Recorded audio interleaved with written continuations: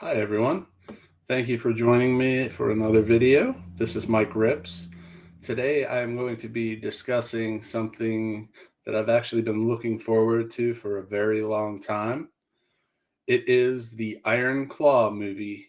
I grew up as a wrestling fan in the 80s, and I was probably 4 or 5 on Christmas when I went to my family's house, and my uncle had World Class Championship Wrestling on, and I just became fascinated with um, the Von Erichs and that style of broadcast.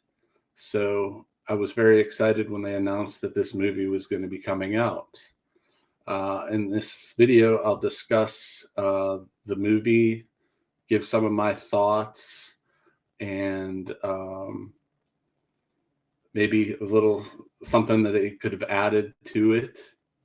But I want to give some pros and cons of the film, and I'm not going to review the movie style itself because I watched the digital version. I will do that once the physical version comes out because digital versions are often compressed so that they can be shared and downloaded at about half the size. So it's really not fair to judge on audio or video from a digital version.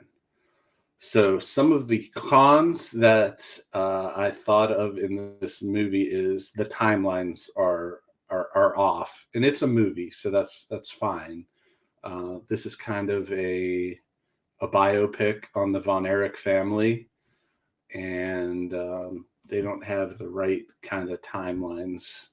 For instance,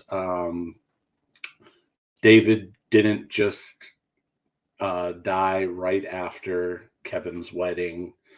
Carrie didn't get into the motorcycle accident right after he beat Ric Flair for the NWA title. Um, these things kind of just are in there for the movie to compress the movie and hold it under 2 hours. It was like 2 hours and 15 minutes, I believe. So that is something. They didn't have Chris Von Erich in the movie at all, and he's the youngest of the Von Erich brothers. Um, the dates, they had a Ric Flair versus Kevin Von Erich match that they advertised for 1986. I believe that was at the second Parade of Champions card in 1985. So it's a movie. They can kind of do what they want. Um, Other than that, it becomes two movies kind of in one because the first half everything is happy and just going well, and then actually after Kevin's wedding in the timeline of the movie, that's where everything starts to go downhill. David dies shortly right after that, which in actuality I think it was like 2 or 3 years. But all in all, I really thought that the movie captured the spirit of the actual family, like how it goes from everything is wonderful to just dark and horrible. So that is my kind of thoughts. I'll give like a score on the actual movie at the end of this video. But now we get into the cast. Zac Efron played Kevin Von Erich. I thought he was wonderful in that role. He really captured the actual explosiveness of Kevin, especially in that scene where he's just running the ropes and how fast and how powerful he did that. Jeremy Allen White, he played Carrie. The only real bone to pick I have with his performance, and it's not his performance, but him being cast as Carrie. Carrie was like 6'3" and just built, chiseled, looked like a Greek god. And Mr. White is a shorter guy, and he had a little bit of muscle on him, but he wasn't Kevin or Kerry Von Erich. Um, but he did a really good job portraying Carrie, I thought.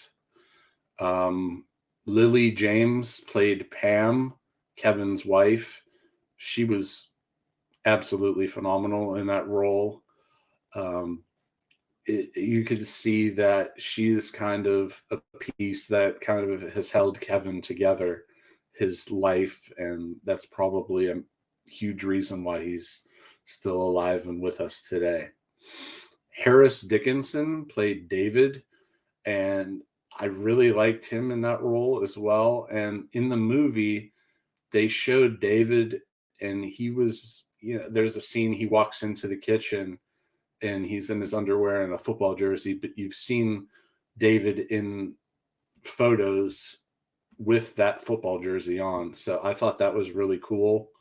So they kind of get stuff that's really authentic in the movie, and then because they cut stuff from the film to keep it at the length it was, there's stuff that's out of it. But he was really good as David, and you could tell like he had the charisma that David had, and just fantastic. Probably the best performance in the movie was by Holt McCallany, who played Fritz. I thought he nailed it, just absolutely wonderful. You can really tell that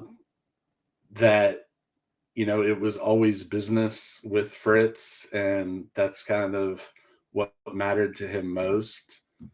And he was absolutely tremendous. Stanley Simmons played Mike Von Erich. Mike is kind of the Von Erich because he was a smaller guy. He didn't have too long of a career. I believe he died at age 23. And Stanley Simmons was okay. Probably better than average. But you could just tell that even in real life, Mike was never wanting to tremendously be a wrestler, and he was more onto the music side. And Stanley Simmons does a great job capturing that. The big thing for me in the inaccuracies when they do the press conference where Mike comes out of the hospital after his toxic shock syndrome battle. The big headline for me when I saw this as a little guy, I was like age 8 or whatever. I remember Mike saying, "I'm going to be at that Cotton Bowl show," and they totally didn't include that at all in that press conference. The other Von Erich that was shown was Doris, the mother, and Maura Tierney plays her role, and I thought she did a really good job in that role, just being the matriarch of the family. And you could tell she wasn't really always into wrestling like Fritz was.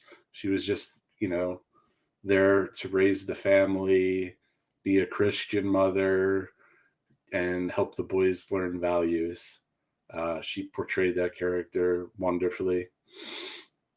All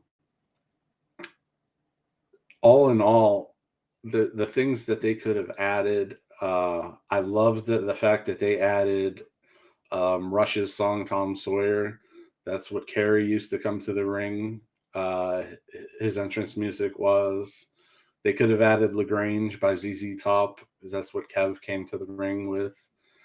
And another thing, like when they were entering the ring, they would get mobbed by the females in the audience, and all the girls would kiss them and stuff on the ring. Then they would enter the ring would get mobbed by the audience, and they would all sign autographs in the ring.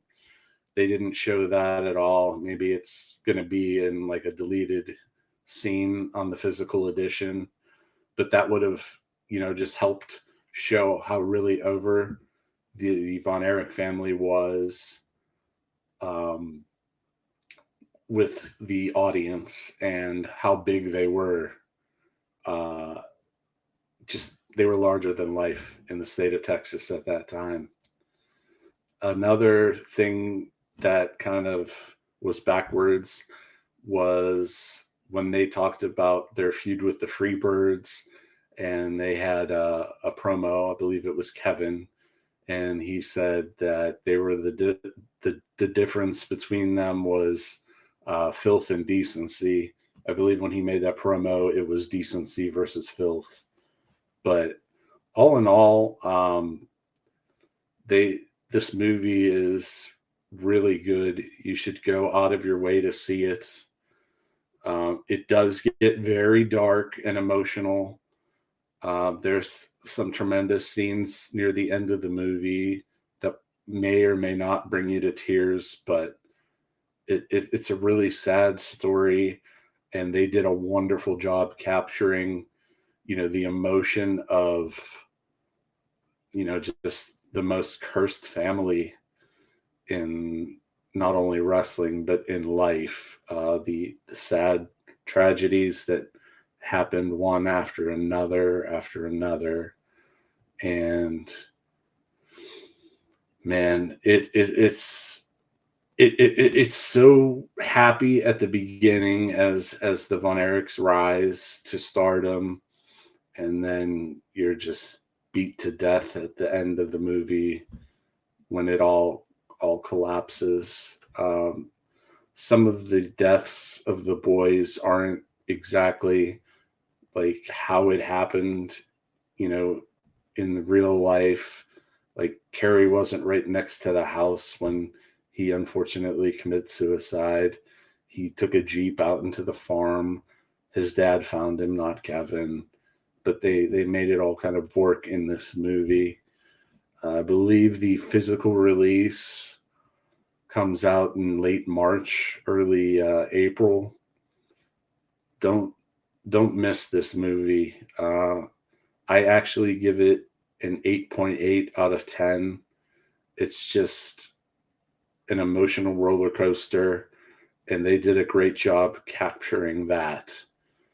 So if you like the movie, give me your thoughts in the comments. We'll be doing more reviews on YouTube, so please subscribe to my channel, turn the notifications on, and I'm very curious to hear what you guys thought about this movie in the comments. So I will bid you adieu, and we'll see you again. Thank you for watching. Bye-bye.